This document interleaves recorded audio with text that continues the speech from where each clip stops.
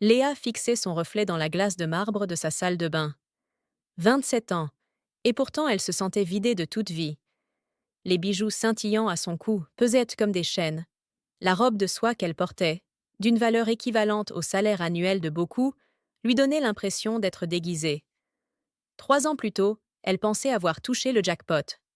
Rencontrer Marcus Beaumont lors de ce gala de charité avait semblé être un conte de fées. Cet homme de 42 ans, PDG d'un empire financier, l'avait choisi parmi toutes les autres. Pourquoi elle? Cette question l'obsédait désormais. Au début, tout semblait parfait. Les restaurants étoilés, les voyages en jet privé, l'appartement somptueux avec vue sur les Champs-Élysées. Marcus lui avait offert un monde qu'elle n'avait jamais imaginé pouvoir toucher. Fille d'un mécanicien et d'une institutrice de banlieue, elle avait grandi dans un 3 pièces où l'argent était compté au centime près. Mais ce matin-là, quelque chose avait basculé. Elle venait de raccrocher après un appel avec sa mère. Encore une conversation écourtée, encore des excuses inventées pour ne pas avouer la vérité. Comment expliquer qu'elle vivait dans un palais doré, mais qu'elle se sentait plus seule que jamais? Léa, tu es prête? La voix de Marcus résonna depuis le salon. Froide, calculée, comme toujours maintenant. Elle sursauta. Dans quelques minutes, il partirait pour un autre de ces événements mondains où elle jouerait le rôle de la compagne parfaite. Souriante, silencieuse, décorative. En s'approchant de la fenêtre, elle aperçut la rue en contrebas. Des gens ordinaires marchaient, parlaient, riaient. Quand avait-elle ri pour la dernière fois? Vraiment ri, pas ce sourire poli qu'elle affichait en permanence. Son téléphone vibra. Un message de sa meilleure amie Sarah. Ça fait des semaines que tu ne réponds plus. Tu me manques. Tout va bien? Tout va bien. Ces 3 mots résonnaient comme une moquerie cruelle. Comment définir ce qui allait bien? Avoir un compte en banque fourni qu'elle n'avait pas le droit d'utiliser sans autorisation? Porter des vêtements choisis par quelqu'un d'autre? Vivre selon un emploi du temps décidé sans elle? La veille, elle avait voulu commander une pizza. Juste une envie simple, spontanée. Marcus avait froncé les sourcils. Tu surveilles ta ligne, j'espère. Tu as pris du poids récemment. Ces mots l'avaient transpercée. Elle, qui avait toujours été complexée par sa silhouette menue. Elle repensa à leur dernière dispute. Elle avait exprimé le souhait de reprendre des études d'art, sa passion abandonnée depuis leur rencontre. Sa réaction avait été cinglante. Tu n'en as pas besoin. Tu as tout ce qu'il faut ici. Tout sauf la liberté de choisir sa propre vie. Ce matin, en ouvrant les journaux, elle était tombée sur un article concernant l'entreprise de Marcus. Des licenciements massifs, des famillons brisés pour augmenter les profits. Elle avait essayé d'en parler. Il avait balayé ses préoccupations d'un revers de main. Tu ne comprends rien aux affaires. Cette phrase avait été la goutte d'eau. Elle ne comprenait rien? Elle qui avait obtenu son master en économie avec mention très bien? Elle qui avait travaillé dur pour décrocher son premier emploi dans une start-up prometteuse avant de tout abandonner pour lui? En se regardant une dernière fois dans le miroir, elle prit une décision qui allait changer sa vie. Elle ne savait pas encore comment, ni quand, mais elle savait une chose. Cette version d'elle-même allait disparaître. La vraie Léa, celle qu'elle avait enfouie sous les apparences, allait renaître. Elle prit son sac à main et rejoignit Marcus. Il la détailla de la tête aux pieds, comme il le faisait toujours avant de sortir. Un examen qui la mettait mal à l'aise. Parfait, dit-il en lui tendant le bras. Parfait.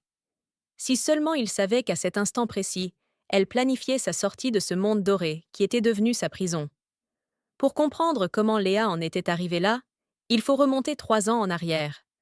Une soirée de novembre 2021, froide et pluvieuse. Elle portait sa seule robe convenable, achetée en solde 6 mois plus tôt. Le gala de charité aux grâces à Sarah. Elle avait décroché un poste dans une agence de communication spécialisée dans les causes environnementales. Le salaire était modeste, mais le travail avait du sens. Pour la première fois depuis des années, elle se levait le matin avec l'envie d'aller au bureau. Ses collègues étaient jeunes, passionnés, créatifs. Ils lui rappelaient qui elle était avant Marcus. Petit à petit, elle retrouvait sa personnalité, ses opinions, sa spontanéité. « Tu as une énergie incroyable », lui avait dit Tom, le directeur créatif. On dirait que tu renais. Il ne croyait pas si bien dire. Léa renaissait littéralement. Chaque jour qui passait effaçait un peu plus l'empreinte de ces 3 années perdues. Le plus difficile était de reconstruire sa confiance en elle. Marcus l'avait convaincue qu'elle était incapable de réussir seule. Chaque petite victoire professionnelle était donc un combat contre cette voix intérieure, qui lui murmurait qu'elle n'y arriverait pas. Mais les victoires s'accumulaient. Sa première campagne pour une ONG de protection des océans avait été remarquée. Son approche créative avait permis de doubler les dons collectés. Elle retrouvait ses compétences, sa valeur professionnelle. 6 mois après son départ, elle avait reçu un appel inattendu. Emma, son ancienne collègue de GreenTech Solutions, lui proposait de revenir. L'entreprise avait grandi et cherchait un directeur marketing. Nous n'avons jamais cessé de penser à toi, Léa. Tu nous as manqué. Accepter ce poste signifiait retrouver ses racines professionnelles, mais avec plus de responsabilités. C'était exactement l'opportunité qu'elle avait refusée 3 ans plus tôt, par amour pour Marcus. L'ironie de la situation ne lui échappait pas. En perdant Marcus, elle retrouvait tout ce qu'elle avait sacrifié pour lui. Sa nouvelle vie prenait forme progressivement. Elle avait loué un appartement plus grand, modeste, mais lumineux.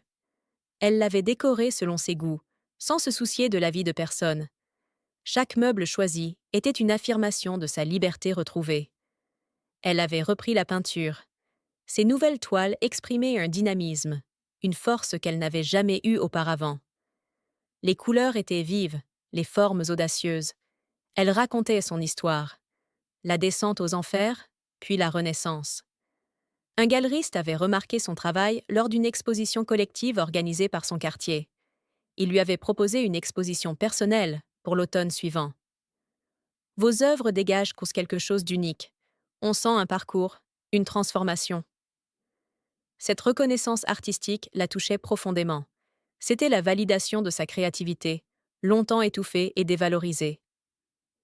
1 an après sa rupture, elle avait croisé Marcus dans un restaurant. Il était accompagné d'une jeune femme brune, visiblement mal à l'aise dans sa robe trop sophistiquée pour elle. Le schéma recommençait. Une nouvelle proie avait été identifiée. Leurs regards s'étaient recroisés. Marcus avait eu un sourire condescendant, celui de quelqu'un qui pensait avoir gagné la partie. Il s'attendait sans doute à voir une femme diminuée, regrettant sa décision. Mais Léa n'était plus la même personne. Elle portait une robe simple qu'elle avait choisie, ses cheveux brillaient de nouveau, son sourire était authentique. Elle rayonnait d'une confiance retrouvée. L'espace d'un instant, elle avait vu l'expression de Marcus changer. Surprise, puis contrariété. Il réalisait qu'elle avait non seulement survécu à leur rupture, mais qu'elle s'épanouissait. Elle avait eu pitié de la jeune femme qui l'accompagnait. Dans quelques mois, cette fille vivrait ce qu'elle avait vécu. L'isolement progressif, la perte d'identité, la manipulation. Devait-elle l'avertir? Comment être crédible face à quelqu'un qui vivait encore la phase de séduction? Elle avait choisi de passer son chemin. Chacun devait faire son propre parcours, ses propres erreurs. Elle ne pouvait pas sauver tout le monde. 2 ans plus tard, Léa dirigeait le département marketing de GreenTech Solutions. L'entreprise était devenue leader européen dans son domaine. Elle avait contribué à cette réussite avec fierté. Professionnellement, elle était épanouie. Ses campagnes étaient remarquées, ses équipes la respectaient. Elle avait trouvé l'équilibre entre ambition et éthique qui lui importait tant. Personnellement, elle avait appris à être heureuse seule. Elle sortait avec des amis, voyageait, découvrait de nouvelles passions. Sa vie était riche, variée, choisie. Elle avait eu quelques relations amoureuses, mais sans précipitation. L'expérience avec Marcus lui avait appris l'importance de préserver son indépendance. Plus jamais elle ne sacrifierait ses rêves pour un homme. « Tu es devenue si forte », lui avait dit sa mère lors d'un dîner familial. « On dirait que tu as grandi d'un coup. » Elle avait effectivement grandi. La souffrance l'avait transformée, l'avait rendue plus lucide, plus exigeante avec elle-même et avec les autres. Son exposition personnelle avait été un succès. Plusieurs toiles avaient été vendues, et surtout, elle avait reçu des commentaires émouvants de visiteurs qui s'étaient reconnus dans son parcours. « Vos peintures m'ont donné la force de quitter mon mari », lui avait écrit une femme. « Merci de montrer qu'on peut s'en sortir. Ces témoignages lui confirmèrent que son expérience, aussi douloureuse soit-elle, avait un sens. Elle pouvait aider d'autres femmes à retrouver leur liberté. Elle avait décidé de s'engager bénévolement dans une association d'aide aux femmes victimes de violences psychologiques. Son témoignage résonnait avec celui de nombreuses femmes qui avaient vécu des situations similaires. La violence n'est pas que physique, expliquait-elle lors des conférences qu'elle donnait. Elle peut être subtile, progressive, déguisée en amour. Mais ses conséquences sont tout aussi destructrices. Un soir d'automne, en rentrant chez elle après une journée particulièrement réussie au bureau, Léa s'était arrêtée devant la vitrine d'une bijouterie. Une bague solitaire, similaire à celle que Marcus lui avait offerte, était exposée. 3 ans plus tôt, cette vue l'aurait fait pleurer. Aujourd'hui, elle souriait. Cette bague représentait tout ce qu'elle avait refusé. Une prison dorée, une vie choisie par un autre, un amour conditionnel. Elle préférait 1000 fois sa petite bague fantaisie achetée chez un créateur du Marais. Elle l'avait choisie, payée avec son propre argent, portée par plaisir et non par obligation. En arrivant chez elle, elle avait regardé son reflet dans le miroir de son entrée. La femme qui lui faisait face était radieuse, confiante, libre. Cette femme-là valait tous les diamants du monde. Son téléphone avait sonné. Sarah l'invitait à dîner pour célébrer sa promotion récente. Autour de la table, ses amis vrais, ceux qui l'aimaient pour ce qu'elle était vraiment. Aléa, avait dit Sarah en levant son verre. La femme la plus courageuse que je connaisse. Courage. Ce mot résumait son parcours. Il avait fallu du courage pour partir, pour recommencer, pour se reconstruire. Mais le plus grand courage avait été de se choisir elle-même.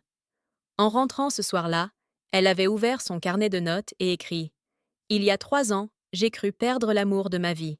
En réalité, j'ai retrouvé l'amour de moi-même.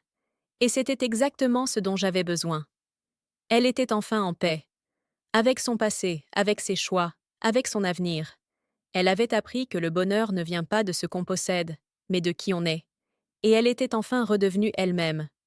Cette histoire vous a touché? Vous reconnaissez-vous dans le parcours de Léa? N'hésitez pas à partager votre expérience en commentaire. Votre témoignage pourrait aider d'autres personnes à reprendre leur vie en main. Si vous traversez une situation similaire, sachez que des solutions existent. Des associations peuvent être à vous accompagner. Vous n'êtes pas seul. Abonnez-vous pour découvrir d'autres histoires inspirantes de femmes qui ont su transformer leur vie. Parce que chacune mérite sa liberté et son bonheur. Le courage de changer sa vie commence par un premier pas. Quel sera le vôtre? Empalais n'était pas son univers, mais son patron l'avait encouragé à y aller. Tu représentes notre start-up ce soir, Léa. C'est important pour nous. Elle travaillait alors chez Green Tech Solutions, une jeune entreprise développant des technologies écologiques. Son salaire était modeste, mais elle aimait son travail. Elle se levait chaque matin avec l'impression de contribuer à quelque chose d'utile. Ce soir-là, perdue au milieu des smokings et des robes de couturier, elle se sentait comme un imposteur. Comment avait-elle pu imaginer qu'elle aurait sa place ici? Elle sirotait son verre de champagne près du buffet quand une voix l'avait interpellée. « Vous semblez aussi déplacé que moi dans ce cirque. » Elle s'était retournée. Un homme élégant, cheveux poivre et sel, sourire charmeur. Marcus Beaumont. Elle avait reconnu son visage des magazines économiques. « Je ne suis effectivement pas habituée à ce genre d'événement, » avait-elle répondu honnêtement. Cette sincérité l'avait séduit. Dans son monde, tout le monde portait des masques. Léa était différente, authentique. Ils avaient passé la soirée à discuter. Elle parlait de ses projets, de son désir de changer le monde à son échelle. Lui évoquait sa lassitude des obligations sociales, son besoin de retrouver quelque chose de vrai. Cette conversation avait duré jusqu'à la fermeture du lieu. Les premiers mois avaient été magiques. Marcus la courtisait avec une attention qu'elle n'avait jamais connue.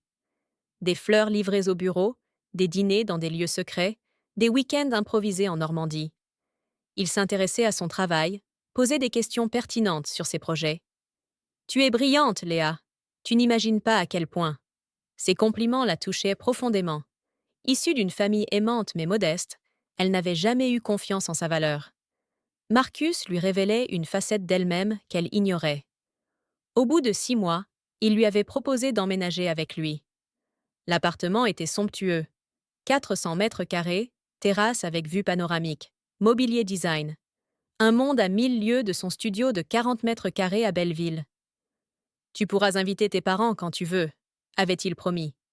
Mais rapidement, les invitations s'étaient espacées. Ses parents se sentaient mal à l'aise dans ce cadre luxueux. Sa mère, femme simple et directe, assistante, alors qu'elle était chef de projet. Cette proposition l'avait blessée, mais elle n'avait rien dit. Marcus venait d'un milieu où les femmes occupaient souvent des postes subalternes. Il ne comprenait pas son ambition professionnelle. Les amis de Marcus l'acceptaient poliment, mais elle sentait leur condescendance.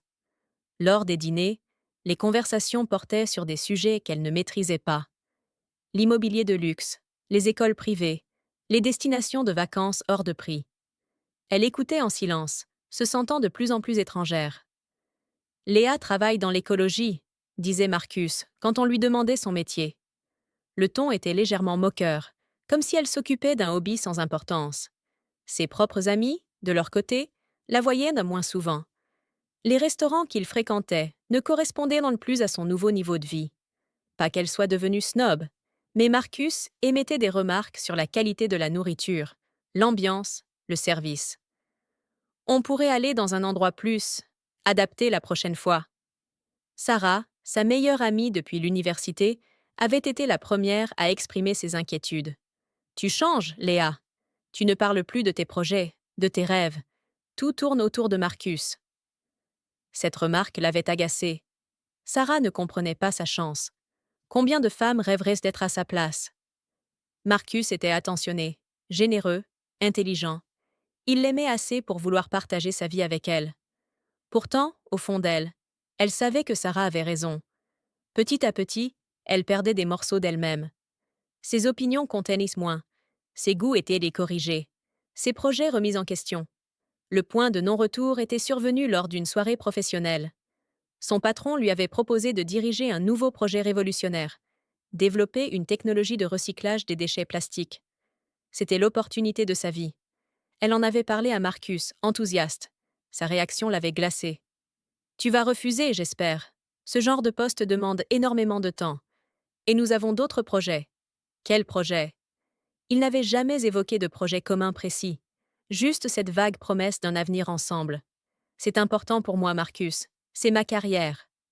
Ta carrière. Léa, sois réaliste. Dans quelques années, nous aurons des enfants. Tu voudras te consacrer à ta famille. Des enfants? Il n'en avait jamais parlé sérieusement. Et même si elle en voulait un jour, pourquoi devrait-elle abandonner ses ambitions maintenant? Cette nuit-là, elle avait accepté le poste en secret. Elle comptait l'annoncer à Marcus, une fois les contrats signés. Mais il l'avait découvert en voyant un mail sur son téléphone. La dispute qui avait suivi l'avait terrifiée. Pour la première fois, elle avait vu le vrai visage de Marcus. Froid, contrôlant, impitoyable. « Si tu prends ce poste, c'est que tu ne m'aimes pas assez. » Face à ce chantage affectif, elle avait cédé. Elle avait refusé la promotion et présenté sa démission. Marcus l'avait consolée, s'était excusé pour sa colère. Il l'aimait tellement qu'il ne supportait pas l'idée de la perdre. Les mois suivants avaient vu Léa s'enfoncer progressivement dans une existence qui n'était plus la sienne. Sans travail, ses journées se structuraient autour des attentes de Marcus. Rendez-vous chez le coiffeur, shopping, préparation des réceptions qu'ils organisaient régulièrement. « Tu es magnifique », lui disait-il en la regardant se préparer.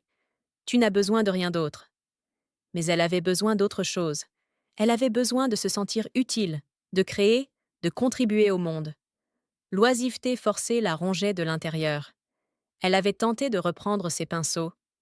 Adolescente, elle rêvait de devenir artiste.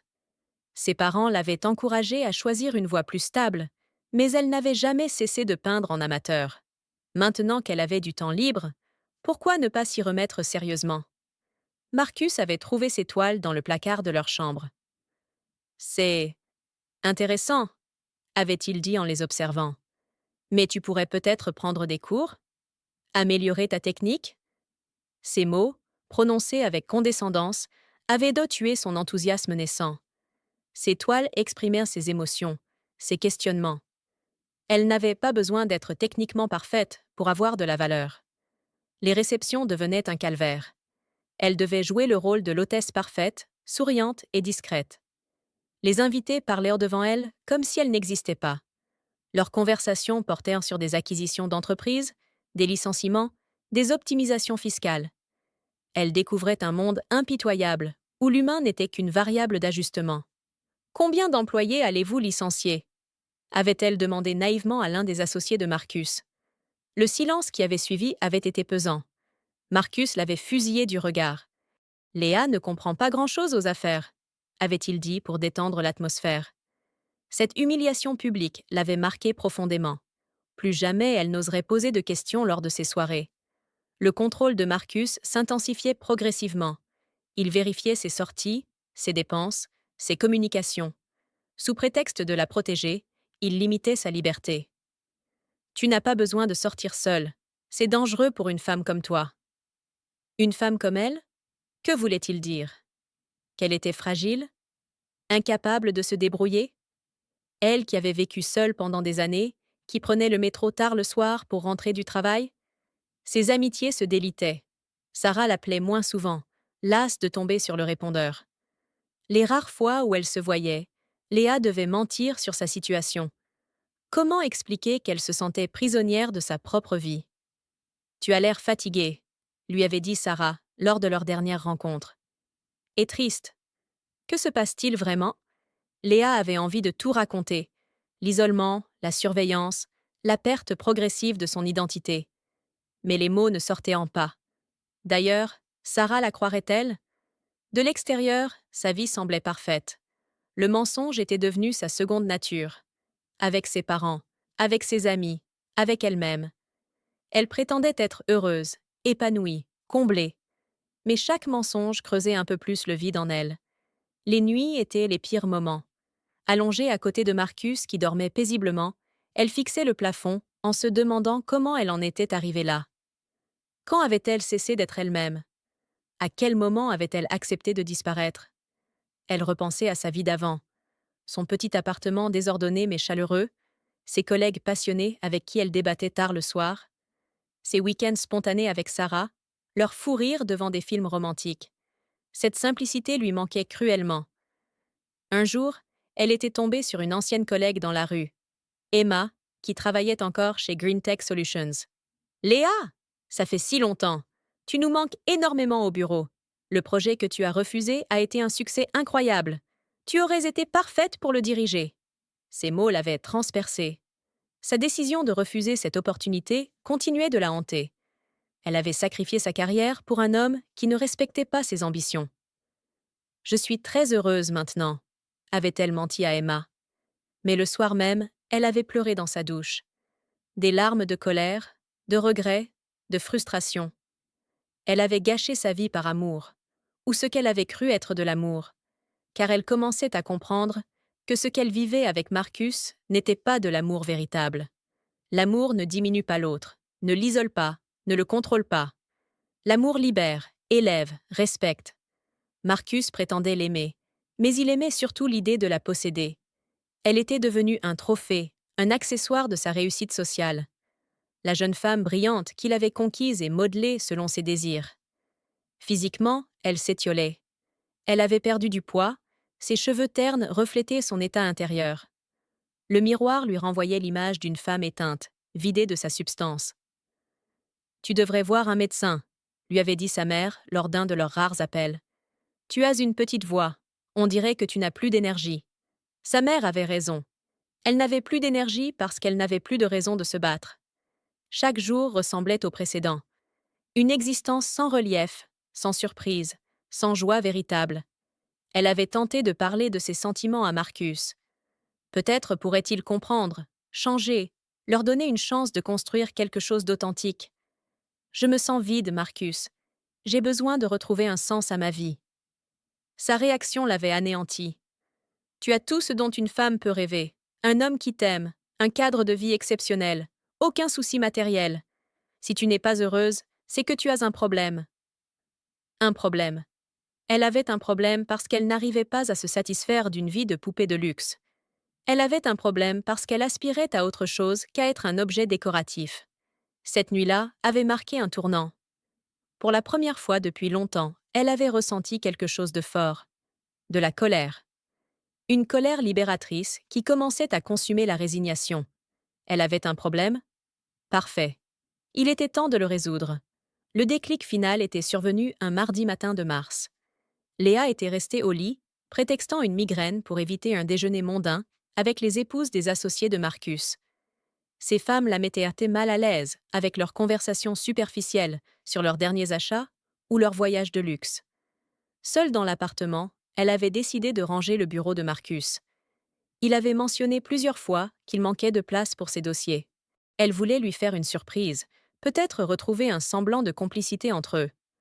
En déplaçant une pile de documents, elle avait fait tomber un classeur. Les papiers s'étaient éparpillés sur le sol. En les ramassant, ses yeux étaient tombés sur quelque chose qui l'avait glacé. Un contrat de mariage. Mais pas n'importe lequel. Un contrat qui stipulait qu'en cas de séparation, elle ne toucherait rien. Absolument rien. Pire encore, une clause mentionnait qu'elle s'engageait à ne jamais révéler d'informations sur la vie privée ou professionnelle de Marcus. Ses mains tremblaient en lisant le document. Marcus préparait leur mariage en secret, avec des conditions qui feraient d'elle une prisonnière légale. Comment avait-il pu établir ce contrat sans même lui en parler? Elle avait continué à fouiller, poussée par une intuition terrible. D'autres documents avaient confirmé ses pires craintes. Des photos d'elle, prises à son insu, dans ses premiers mois de vie commune. Un rapport détaillé sur sa famille, ses amis, son passé professionnel, comme si elle était un dossier à étudier. Le plus choquant était une série d'emails échangés avec un détective privé.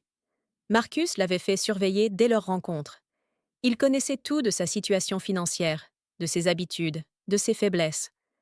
Leur histoire d'amour n'était qu'une manipulation calculée. Dans un des emails, elle avait lu une phrase qui l'avait définitivement éclairée. Type de profil recherché confirmé. Jeune femme brillante, mais fragile financièrement, issue d'un milieu modeste, avec un fort besoin de reconnaissance. Parfaite pour le projet familial. Le projet familial. Elle n'était qu'un projet. Une acquisition planifiée, comme une œuvre d'art ou une propriété immobilière. Tout s'expliquait soudain. Leur rencontre fortuite au gala. Sa connaissance précise de ses goûts et de ses aspirations lors de leur premier rendez-vous. Sa capacité à dire exactement ce qu'elle avait besoin d'entendre. Rien n'était laissé au hasard. Elle avait découvert d'autres éléments troublants. Marcus collectionnait les relations avec de jeunes femmes brillantes, qu'il modelait selon ses désirs.